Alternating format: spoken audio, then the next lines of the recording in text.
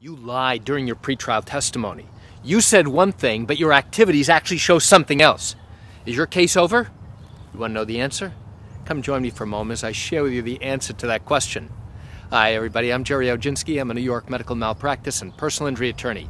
It's a beautiful day today here in Great Neck, and I had a few moments to share this wonderful information with you. Alright, so let's say you brought a lawsuit against your doctor claiming that he was careless and that his carelessness caused you significant harm and injury. During the course of your lawsuit, you will be asked questions by the defense attorney in a process known as a deposition. Now, a deposition is nothing more than a question and answer session that's given under oath. But you should know something really important. This doesn't take place in court. This is known as pretrial testimony. And what you are doing is you are answering the defendant's questions, the attorney's questions. The answers that you give represent your sworn testimony. Here's something really important. The answers that you give carry the same exact weight as if you are testifying at the time of trial. So even though there's no judge in the room with you, even though there's no jury in the room when you're being asked questions, everything that you say is as if you are testifying at the time of trial. So now, what happens if you are asked questions, let's say, about your activity level? You're asked questions about, Mrs. Jones, what can you no longer do today as a result of the injuries you suffered because of this doctor?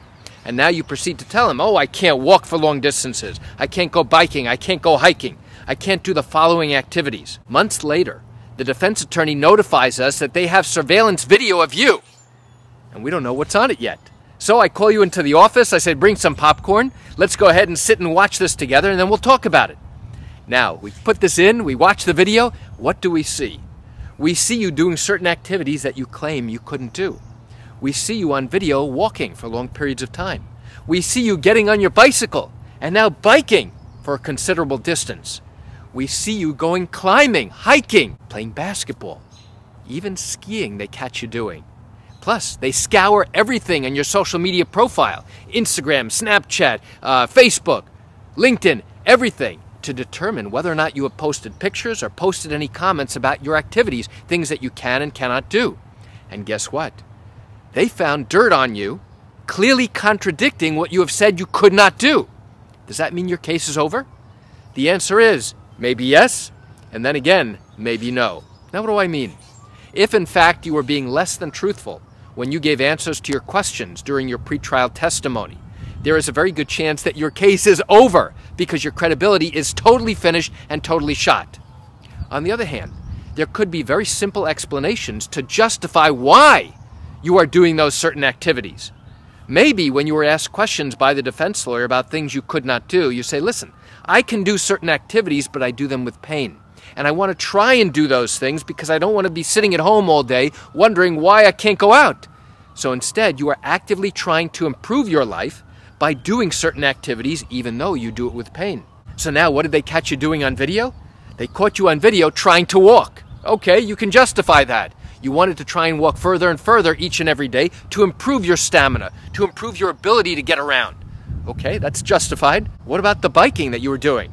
You said before that you couldn't do your biking. That's right. At the time, you say, at the time I was questioned, I was unable to bike. But now, since I've healed up quite a bit, I wanted to get out and see if I could do it.